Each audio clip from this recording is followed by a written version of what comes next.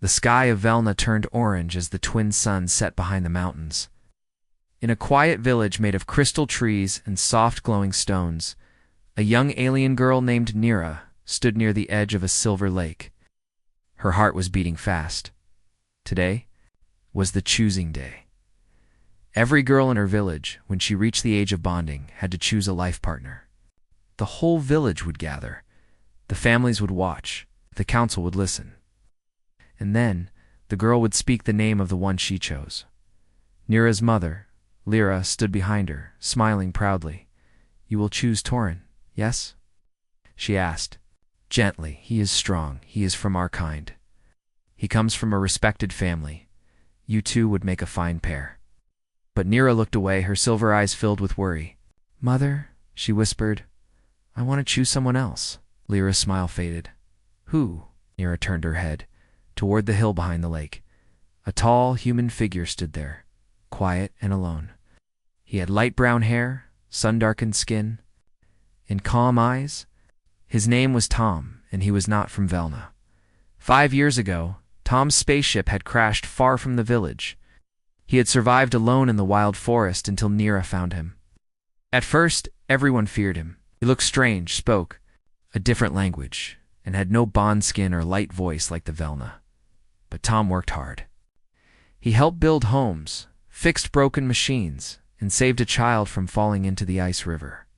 Slowly, people stopped fearing him, but they still never fully accepted him. Nira didn't care. In those years, they had shared silent moments, laughter without words, and small gifts of kindness.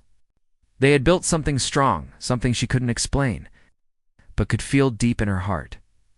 "I choose Tom," she said quietly. Lyra's eyes widened. "No," she said, her voice sharp. "You cannot. He is human. He is not one of us." "I know," Nira replied, "but I love him." Lyra's voice rose. "No, sweetie, you can't choose him as your mate." Her face turned red with anger and fear. "The council will never allow it. You will bring shame. People will turn against us. I raised you better than this." Nira stood tall. "I'm sorry, Mother, but I've made my choice." The village bell rang. It was time. One by one, the choosing girls stepped onto the glowing stone platform in front of the council. When Nira's turn came, she walked with her head high, even though her legs were shaking. The crowd grew silent. An old elder with white crystal hair spoke. "Nira, daughter of Lyra, have you come to choose your bond?" "Yes," she said. "I have." "Speak the name of the one your heart calls to." She took a deep breath. "I choose Tom." The human. Gasps filled the air. Voices rose in shock and whispers. Lyra covered her mouth, stunned. The elders looked at each other with disbelief. Tom, standing far away, heard his name and looked confused. He saw Nira pointing to him. Tom walked forward slowly, not sure what was happening. His translator device clicked softly in his ear, but it couldn't keep up with the fast alien speech. Still, he could feel something big was happening. The elder looked at Tom. "Do you accept her bond?" Tom looked at Nira, then at the people. He didn't understand the words fully, but he understood her eyes. He nodded once. "Yes," he said softly. "If she wants me, I accept." There was silence. Then an elder stood. "This has never happened before, a human, a mate to one of our kind. This goes against all tradition," another elder said. "This cannot be allowed. It is not safe. It is not right." Nira stepped forward. "Who decides what is right? My heart or your fear?" "Tom has been kind. He saved my life when the ice cave broke. He fixed our power when the sunstone failed. He has earned our respect." The elders looked troubled. One said, "Then let him prove it. The trial of bloodlines still exists. If he passes, he can be accepted." The crowd murmured. The trial was ancient hard, dangerous, and meant for warriors. No one had taken it in years. Lyra ran to her daughter. "Please, Nira, don't do this. You will lose everything." Nira looked at her mother with sad eyes. "I'm not losing anything, Mother. I am choosing. Tom took Nira's hand. For the first time in front of everyone, Human and Velna stood side by side. People watched in silence. Some were angry. Some were afraid. The sky turned dark blue, and stars began to shine. And as Nira looked up at Tom, her heart whispered, "This is only the beginning." Tom sat alone under a glowing tree as night covered the village of Velna. The stars above were not the same as the ones from Earth, but he had grown used to them. He looked at the soft grass, thinking about what had happened earlier. Nira had chosen him in front of the whole village. She had said his name. Her voice had been calm, but her eyes were full of fire. And then the crowd had gasped. The elders had argued. Her mother had cried. And Tom had stood there, not understanding all the words, but feeling the weight of every stare. He didn't know what trial of bloodlines meant, but it sounded serious. Dangerous, maybe. He had seen the fear in Nira's eyes when they mentioned it. Still, when she reached out and held his hand, something warm had spread in his chest. He had spent 5 years on this planet. He had no family here, no friends from Earth. But Nira, she was different. She had become his reason. To wake up every morning, Tom closed his eyes and remembered. 5 years ago, the crash had nearly killed him. Flames had burned through the control deck. His ship had broken apart in the sky. Somehow, his escape pod landed in the snowy forest outside the village. The first few weeks had been hard. He had no food, no clean water, and no one who understood. He had built a shelter using broken parts from the ship. At night, he listened to strange animal sounds. He had felt alone, so deeply alone. Then one day she had appeared. Nira had found him sitting near the frozen river. At first, she had been scared. She had never seen a human before. But she did not run. Instead, she had given him a small fruit. Wrapped in a leaf, she had pointed to her mouth, then smiled. He had smiled back. That small moment had changed everything over time. Nira brought him more food, more tools. She showed him how to use local herbs to heal cuts. He taught her a few English words, and she taught him some Velna language. Bit by bit, they built a way to speak without needing perfect words. Tom fixed broken machines in the village. Carry supplies from the mountains. One time, when a small child slipped into an ice crack, Tom jumped in without thinking. He had almost frozen to death saving that child. After that, the village stopped calling him stranger. They started calling him helper. Still, many never accepted him fully. Now Nira walked quietly toward him. Her light steps didn't even bend the grass. She sat beside him without speaking for a moment. "They are still talking," she said. "The elders. My mother too." Tom looked at her. "What? Is this trial of bloodlines?" She looked down. "It is an old test. No one takes it anymore. Not since peace times. It was used to test warriors, those who wished to join a tribe not their own." Tom nodded slowly. "And if I pass, then the council must accept our bond. They cannot say no." Tom thought for a while. "And if I fail?" Nira's voice turned quiet. "You will be sent away. Maybe worse. Some fear you, Tom. They still think humans are dangerous." Tom looked at the stars. "Do you think I'm dangerous?" Nira smiled, only to my heart. He chuckled. It was a weak laugh, but real. "Then I will take the trial." Nira looked at him with wide eyes. "Are you sure?"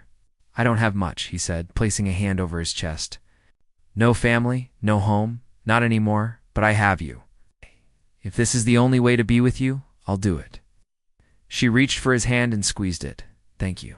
The next day the council met again in the central circle. Dozens gathered too. Watch. The air was heavy with whispers and eyes full of doubt. Tom stood tall in the center, wearing simple cloth armor made by the villagers. Nira stood behind him, her chin high, proud. The oldest elder stepped forward.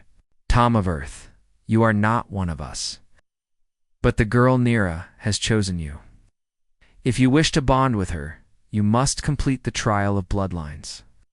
You must walk the path of strength, the cave of thought, and face the beast of truth." Tom nodded. "I will do it." The elder handed him a glowing crystal. "This will guide your path. If the light goes out, you must return." Tom took the crystal and turned toward the forest. The path began there. Before he left, he looked back at Nira. She placed her hand over her heart. "The Velna sign for I believe in you," he copied, the motion smiling. Then he stepped into the trees. As he walked deeper into the wild forest, the trees grew taller, darker. Strange birds called from above. The air turned colder.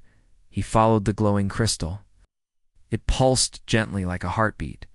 The path of strength came first a narrow rope bridge over a deep fog-covered canyon. Wind howled all around. Lord Tom looked down. He could not see the bottom. He breathed deeply and stepped onto the rope. Each step shook. Each gust of wind pushed him sideways. Halfway across, a rope snapped under his foot. He grabbed the side just in time, heart pounding. Sweat ran down his back even in the cold, but he kept going.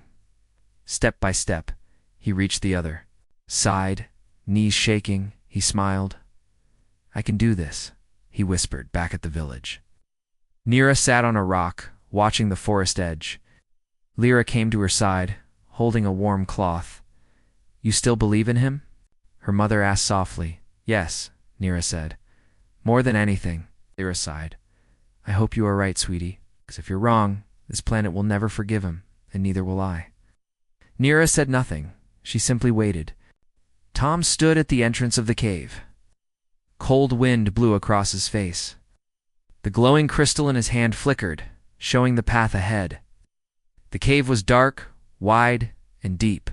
Strange sounds came from inside Oko's whispers and the slow drip of water. He had already crossed the path of strength. Now came the second part of the trial, the cave of thought. This was a test not of body, but of mind. Tom stepped into the darkness. The walls were smooth and glowing with faint light. As he walked deeper, the sounds around him grew louder. He saw pictures moving on the walls, memories, fears, and doubts. The cave showed what lived inside the heart.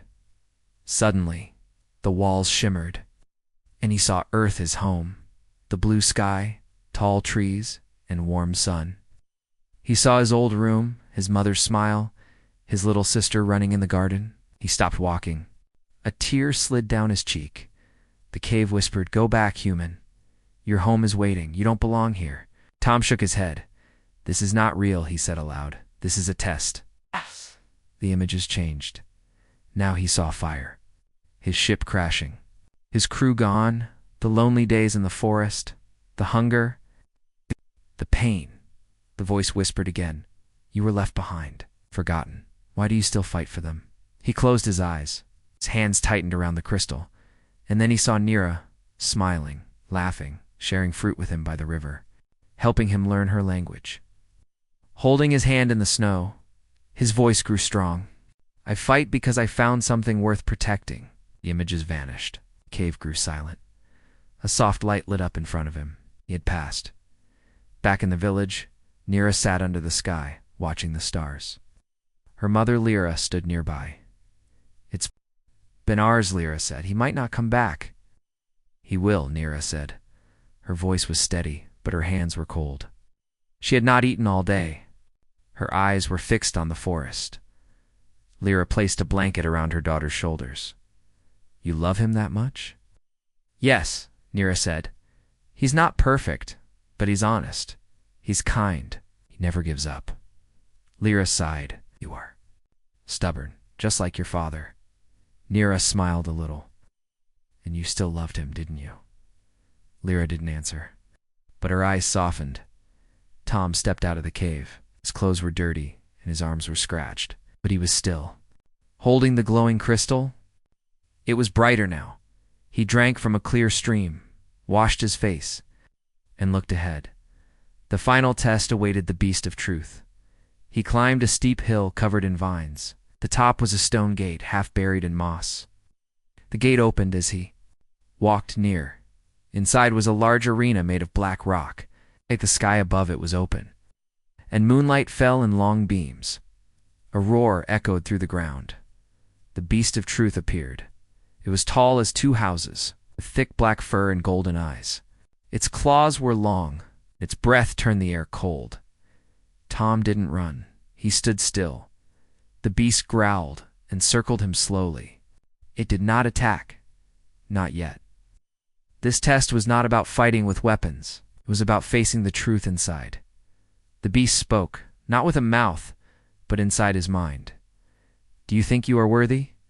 Tom stood tall. "I don't know," he answered honestly, "but I know I'm willing to try." "Why do you love her?" "Because she saw me when no one else did. She trusted me. She gave me hope." "Will you protect her?" "Yes," Tom said. "Always." The beast roared again and charged. Tom barely dodged. He rolled aside, his legs scraping the stone. It came again, faster. Tom grabbed a sharp rock and held it out. But he didn't throw it. He didn't want to hurt the creature. He only stood his ground. The beast knocked him down, then placed one. Heavy claw on his chest. "Kill or be killed," the voice said. Tom looked up into its eyes. "No," he said. "I won't kill you. That's not what this is about." He dropped the rock. The beast stared at him.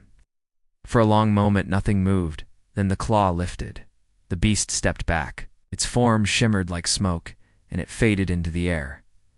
Only the sound of wind remained. The stone floor glowed. A symbol of unity lit up beneath Tom's feet. He had passed the final test. When Tom returned to the village, it was dawn. Light pink clouds drifted in the sky. The villagers were already gathered. They had been waiting. Tom walked through the crowd, scratched, dirty, but standing proud. He stopped in front of the council and showed them the crystal. It glowed bright white. The oldest elder stepped forward, touched the crystal, and nodded. "He has passed all 3 trials," the elder said. "Strength, thought, and truth." The crowd gasped again. Some clapped. Some whispered Nara ran to him and threw her arms around him. "You did it," she said, holding back tears. "I did it for you," he said softly. One of the younger elders stepped forward. "The rules say we must accept him now. He is one of us." But another elder frowned. "He is still not from Velna. Can he truly be loyal?" An argument began. Voices rose. The oldest elder raised a hand. "Enough. There will be one more test, not of body, not of mind, but of heart. We will see where his loyalty truly lies." The crowd fell silent. "What test?" Nira asked. The elder looked at Tom. "We have one signal device left. If used, it can call a ship from Earth. If Tom chooses Velna, he must destroy the device himself, forever cutting his way back to Earth." Nira's eyes widened. "That's too much." But Tom stood still. "I will do it," he said. The elder looked surprised. "Are you sure?"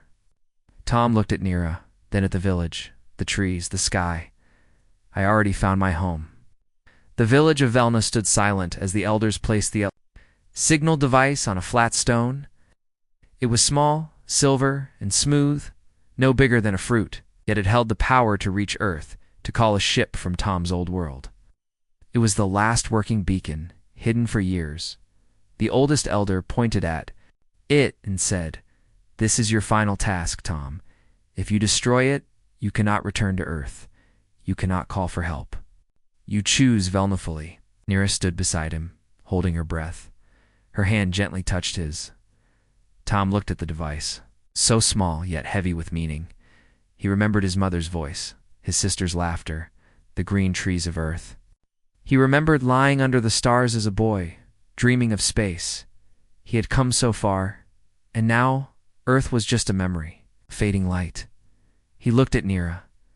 She had stayed with him when everyone feared him. She had taught him her ways, her language. She had believed in him when he didn't believe in himself. His voice was quiet but firm. "I choose this world." Then with both hands he lifted the beacon high and brought it down hard on the stone. It shattered. Sparks flew. Smoke rose. And, just like that, the last link to Earth was gone. Some villagers cheered, others looked unsure, but Nira smiled. A tear slid down her cheek. She hugged Tom tight, and he hugged her back. Lyra, her mother, watched from a distance. Her face was hard to read, but deep inside a piece of her heart softened. That night the sky glowed with blue lights. The stars above danced, and the air smelled of sweet flowers. The village prepared a feast not just for Tom, but for the unity his choice had sparked. But far above the planet, something else had stirred, unseen. A signal had reached space.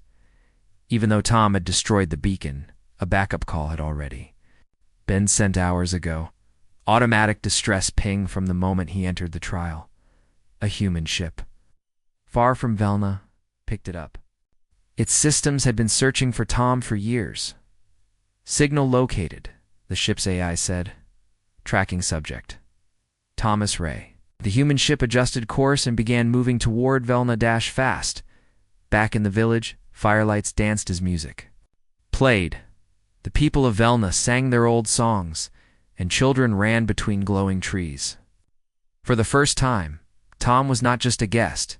He was family. The elders gave him a crystal marca, glowing symbol on his wrist. It showed he had passed the trial, that he belonged.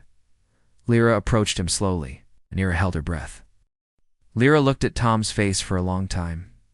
Then she said, "You are braver than I thought, and more loyal than many from our own kind." She reached out and touched his arm gently. "I may not understand everything," she continued, "but I see how much you care for my daughter. For that, thank you." Tom nodded, humbled. "I won't let her down." Lyra gave a small smile. "You already proved that." Lyra couldn't stop smiling. 2 days passed in peace. Then one morning, the sky turned red. A sharp hum filled the air. Animals ran. Birds flew low. The wind changed. Villagers pointed at the sky. A strange shape was falling fast. Tom saw it and froze. His heart sank. He knew that shape. A human ship. It landed hard on the mountain slope, smoke rising from its engines. The ground shook. The village watched in silence. Then, voice echoed from the ship, metallic and loud. "This is Captain Ryler of the Earth Rescue Force. We are here for what Thomas Ray. Do not resist." Tom stepped forward, his voice low. "They think I'm in danger." Nira looked at him. "What will they do if they find you here?" "I don't know," he said. "But they might think you're holding me against my will." The elders gathered. "We must prepare. If they bring weapons—" Tom raised his hands. "Please, let me speak to them first." The elders hesitated but finally agreed. Tom walked alone toward the crashed ship, holding up a glowing stick of peace given by the council. A group of armed humans walked out wearing heavy armor and carrying rifles. Their captain, a tall man with gray hair, stepped forward. "Thomas Ray?" "Yes," Tom said. "I'm here." The captain looked him up and down. "We received your emergency signal. We've been tracking you for years. We came as fast as we could." "You all right?" Tom nodded. "More than—" "All right," the captain frowned. "Then who sent the signal?" Tom sighed. "It was automatic, part of an old system. I'm not in danger." The soldiers looked confused. The captain lowered his voice. "Son, you've been missing for 5 years. Earth thought you were dead. You've been living with these aliens?" Tom smiled. "They're not just aliens. They're people. They saved me. They gave me a home." "Oh, you're—" "Saying you don't want to return? I already made my choice. I destroyed the signal device. I passed their trials. I chose to stay." The captain looked shocked. "You're serious?" Tom nodded. "I am." Behind him, Nira stood at the edge of the forest. Watching, the captain glanced at her, then back at Tom. "You bonded with one of them?" "Yes," Tom said. "She's my mate now, my family." "One of the soldiers raised his weapon, sir. What if they've brainwashed him?" Tom stepped in front of the line. "No one forced me. I made this choice freely." Back at the village, the council saw the human weapons and prepared for defense. Nira ran forward. "Wait," she said. "We cannot attack first." "Tom is there." Lyra held her daughter's hand tightly. "If they hurt him?" "They won't," Nira said. "He will protect us." like he always has. Suddenly a sound burst in the sky, loud and cracking. Smoke rose between the trees. One of the human soldiers had fired a warning shot by mistake. The Velna guards stepped forward, ready to fight. The tension in the air was like fire waiting to explode. But then, Tom ran between both sides, shouting, "Stop!" His voice echoed. He stood tall, arms wide between human rifles and Velna crystal blades. "No more fighting," he yelled. "I'm not property. I'm not a prisoner. I'm a man who found love where no one expected it." Both sides hesitated. Nira ran to his side, standing with him. "This world saved me," Tom said, voice firm. "And now, I will protect it." Tom stood between two sides, his past and his present. On one side, Earth soldiers in heavy armor held weapons, their eyes sharp with suspicion. On the other, the people of Velna stood still, holding crystal blades and light staffs, ready to defend their home. The forest was silent. Even the wind had stopped. Tom raised both hands. "No one needs to fight. Please, listen." Captain Ryler, the human leader, lowered his rifle just a little. "Thomas, we're not here to fight your friends, but your message reached us." "Believes you're in danger." "I understand," Tom said. "But I'm not in danger. I chose to stay here. This is my home now." One of the younger soldiers stepped forward. "That alien girl, did she force you?" "No," Tom said. His voice was strong. "Nira is the reason I'm still alive." The soldiers looked at each other. Some lowered their weapons. Others still held them tight. Ryler walked closer. "Been gone for 5 years. Your family, your people, think you're dead. You could come back, start a new life." Tom looked back at Nira, standing among the Velna. She had tears in her eyes, but her face was calm. She believed in him. He turned to the captain. "I already have a new life. I passed their trials. I was accepted by their council. I gave up Earth." The captain repeated, "Just like that?" Tom pointed to his wrist. "This mark means something here. I didn't just stay. I earned my place." The captain's face tightened. "Then we have a problem." Back in the village, the elders met. In a quiet room beneath the glowing trees, the humans had come in peace for now, but their ship was large and their weapons strong. The Velna were not sure they could win if a battle began. Elder Ron spoke first. "This is why we never should have accepted the human." Elder Mora shook her head, but he proved himself. He passed all the trials. He chose us. Alira sat quietly at the edge of the room. She looked tired. Mora turned to her. "What do you think, Lyra?" "You know Tom better than any of us." Lyra took a deep breath. "I feared him once. I didn't trust him. But I saw something in his eyes that reminded me of my husband. Honor, courage, and now I see love. He would never betray Nira or us," Ron grumbled. "Words are easy. Let him prove it again," the elders agreed. One final test. A test of true loyalty. Tom was brought before the council once more, standing in the open circle of the village. Nira stood beside him, confused and worried. Elder Mora spoke gently. "You've done much already, Tom, but war is near. And trust is thin. We ask you for one more sign of loyalty." Tom nodded. "What is it?" Elder Ron stepped forward. "The human ship has copies of your records maps, codes, weapon plans. We want you to enter that ship and erase all of it." Nira's eyes widened. "What?" Tom looked shocked. "You want me to delete Earth's knowledge?" Ron's voice was cold. "If you truly stand with us, you must prove you are no longer with them," Mora added. "This will prevent them from using your history against us." Tom stood still. "That's not a small request. That's betrayal." Nira touched his arm. "Tom," he looked at her. "If I do this, I can never go back, even if I wanted to." She looked into his eyes. "I know." Tom looked up at the stars. He remembered his old life, his sister, his dreams of exploring space. Then he looked down at Nira, his reason for staying. The girl who gave him hope when everything else was lost. He turned back to the council. I'll do it. That night, Tom approached the Earth ship under a white moon. He wore a simple, dark robe and a hidden passkey given by Captain Ryler. He still had access to the ship's memory room. The guards at the door looked confused when he came alone. "I need to speak with the captain," he said. They let him inside, Captain. Ryler met him in the hallway. "You came back?" "I need to talk, alone, in the data room." The captain hesitated, then nodded. Follow me. They entered a room filled with glowing screens and data crystals. Earth secrets, maps, and files were stored here. Every word Tom had spoken during his past missions was in those records. Tom stared at the main screen. Ryler asked, "What do you want to show me?" Tom turned to him. "The truth." He pressed a button, and an old video played of Nira helping him build shelter, saving a lost child, laughing beside a fire. "These people, they're not enemies," Tom said.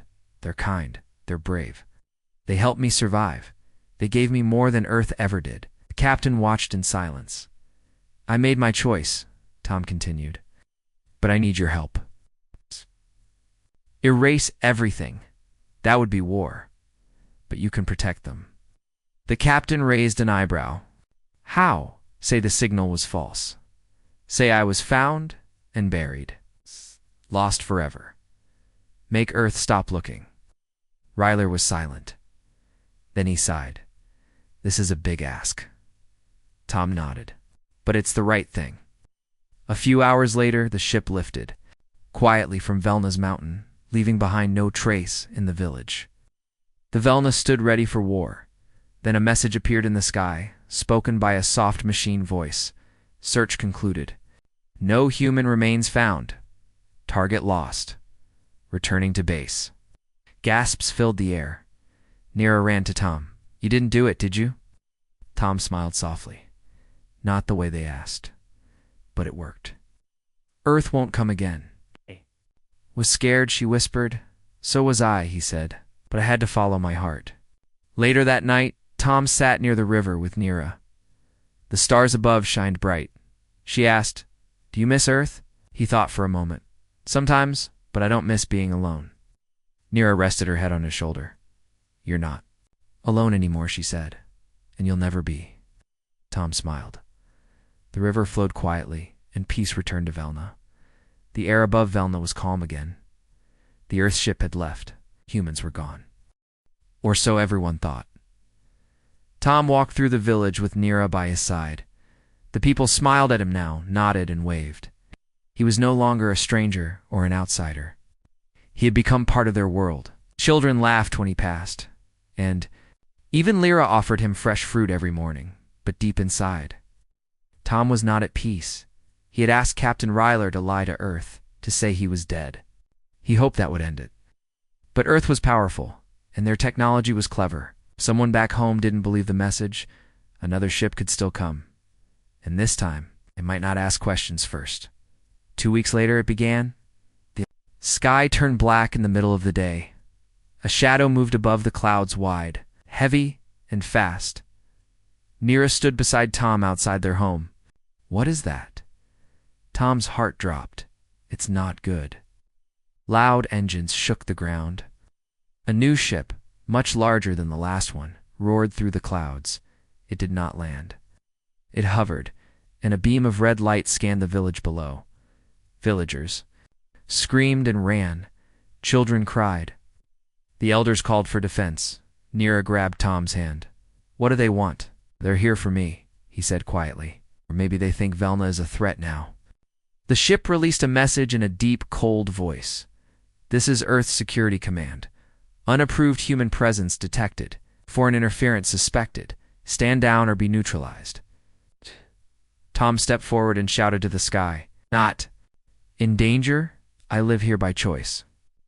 But the ship did not respond. Instead, metal doors opened on its sides. Drones flew out, round machines with blinking eyes and blue.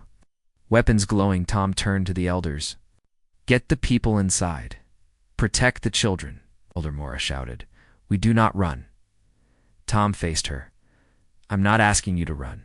I'm asking you to protect your home while I stop this." Lyra appeared beside her daughter. Can you stop ships from the sky? I don't know, Tom said, but I'll find a way. The first drones reached the edge of the village. They did not shoot. Instead, they scanned trees, houses, and people. Some villagers threw rocks or light spears, but it did nothing. Tom knew what the drones were doing. He had seen them in training years ago. They were looking for targets, and they would find him soon. He ran to the center of the village and climbed the tall message tower. From there, he waved both arms high. I'm Thomas Ray, he shouted. I'm the one you're looking for. Stop scanning. The drones froze. Then they turned toward him all at once. He raised his hands. I surrender. Others, but a voice from the ship replied, Target is corrupted. Human identity compromised. Force will be used. Tom's eyes widened. No, you don't understand. Suddenly the drones fired. Blue blasts hit the tower. It shook. Wood and stone broke apart. Tom fell to the ground below with a heavy crash. Nira screamed and ran toward him. Smoke filled the air. Villagers grabbed weapons and shields. Elder Ron roared, We defend our home. Light blades clashed. Drones fired again. Some villagers were hurt. Others kept fighting. Tom opened his eyes, pain shooting through his arm. Blood ran down his face. But he stood up. He saw Nira pushing away a drone with a crystal spear. Saw her fall back when another drone aimed at her. No. Tom shouted. He ran, grabbed a broken metal rod, and threw it at the drone. It hit the machine hard. The drone spun and exploded in the air. But then another came. It fired at Nira. She screamed and fell. Tom dropped to his knees beside her. Nira, stay with me. She was bleeding. Her shoulder was burned. Her eyes fluttered, but she was alive. I'm okay, she whispered weakly. Just ... tired. Tom looked up at the sky, his face filled with rage and pain. Enough. He stood, picked up a light spear, and ran straight into the middle of the battlefield, inside the Earth ship. Soldiers watched his actions from screens. One young pilot said, Sir, he's protecting the aliens. The commander frowned. Then, he's no longer human. Another officer hesitated. But look, he's shielding them with his own body. He's not fighting for power. He's fighting for them. The room fell silent. Then someone whispered, Maybe we're the ones who don't understand. Back on the ground, Tom stood with his arms around Nira as the last drone aimed at them. Before it could fire, a loud voice boomed from the sky. All units stand down. Pete, stand down. The drones froze. Tom looked up. The ship's engines grew quiet. Then a small craft descended from the main ship. It landed gently. A new figure stepped out, an officer in black armor, but without a weapon. He walked toward Tom slowly. You are Thomas Ray? Yes, Tom said, still holding Nira close. I saw your file, the man said. You were one of Earth's best engineers. We thought you were dead. I almost was, Tom said, until she found me. Looked at Nira, who smiled weakly. Officer paused. You gave up everything to live here? Tom nodded. Yes, and I'd do it again. The officer turned to the sky. We were told you were being controlled, but it's clear now. You've made your own choice. He turned to Tom. Earth will not send more ships. This was the last. Tom's eyes filled with relief. The officer stepped back and said quietly, Take care of her, in your new world. Then he left.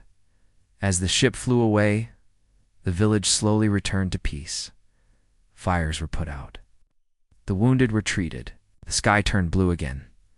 Tom sat beside Nira in the healing hut, holding her hand.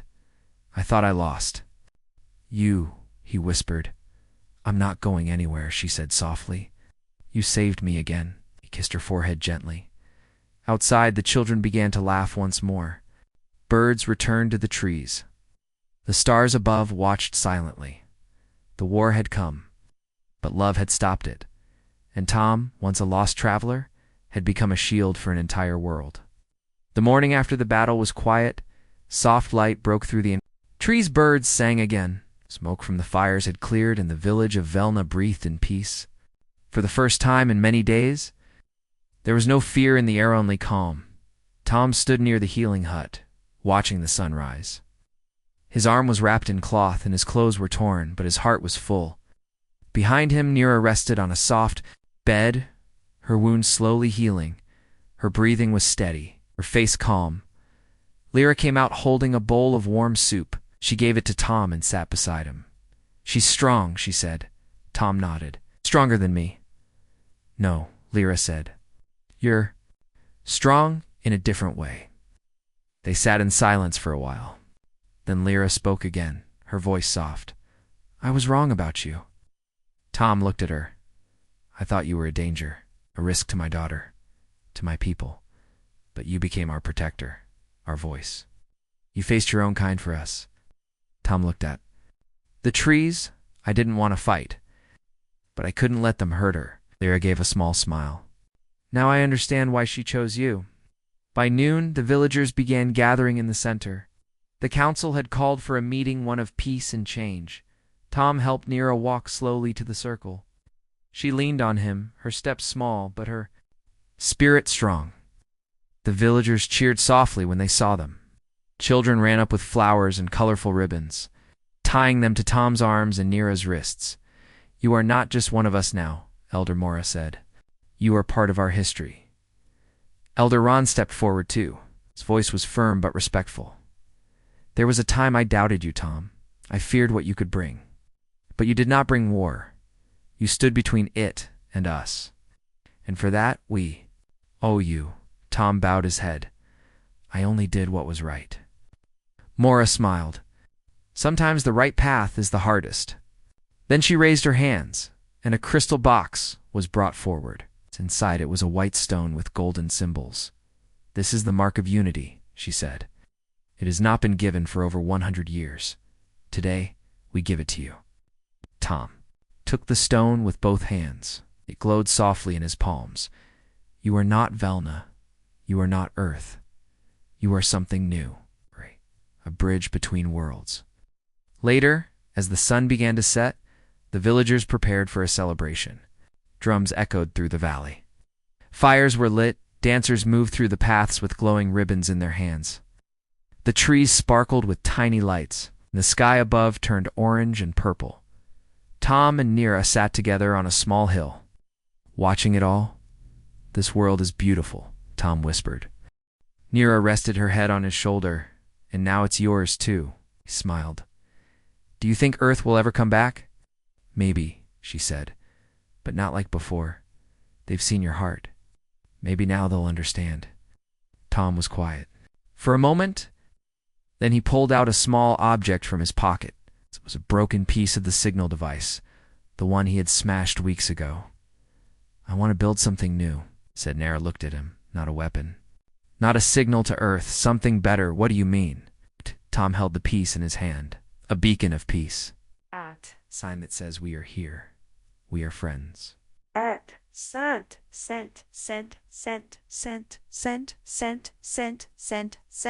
Hope, not fear. Nira's eyes lit up. "You could do that?" He nodded. "I'll need help. Velna Tech and my Earth knowledge. But together, I think we can." She smiled. "Then let's build it together." Weeks passed. Tom worked day and night, helped by Velna engineers and young students eager to learn. Nira translated for him when needed. The villagers offered parts, crystals, and energy sources. The beacon slowly took shape, a tall silver tree. Standing in the middle of the mountain ridge, its top glowing with golden light. It didn't send messages to Earth. Not yet. It sent a signal into deep space, a gentle pulse. Not a call for rescue, but a greeting. One day, as Tom finished checking the final wires, Nira stood beside him with something wrapped in cloth. "What's that?" he asked. She opened the cloth. Inside was a small silver ring made from earth metal and a piece of Velna crystal. "A gift," she said. Tom blinked. "What for?" "For the day I first asked you." He smiled. "You mean when you said, 'Can I ask you one thing before I leave?'" She nodded, "And I asked if I could choose you." He laughed gently. "You did. Now I ask again," she said, holding out the ring. But this time, not as a question. Tom took the ring, slid it onto her finger, then reached into his coat and pulled out one he had made from soft stone and wire. He placed it on her hand. No questions, he said. Only answers. They kissed softly, with the beacon glowing behind them. That night, the beacon lit the sky. The villagers danced again. Drums played. The stars above blinked brighter than ever, and far away in a distant space station, orbiting a quiet Muna, small pulse was picked up. A young officer looked at the screen. Strange, she said. This signal, it's not a distress call. Commander came over. Then what is it? The officer smiled. It's a message of peace. From someone who chose love over war. Back on Velna, Tom and Nira stood. On the hill again, side by side. Do you think they'll answer? She asked. Maybe not today, he said. Maybe not even soon. But they'll know. He looked at the stars. They'll know that a human once lived here not as a conqueror, but as a friend. Nira leaned close. And as a mate, Tom smiled. The best part. The wind whispered through the glowing trees, and in that moment, under the stars, two hearts from different worlds beat as one. The end.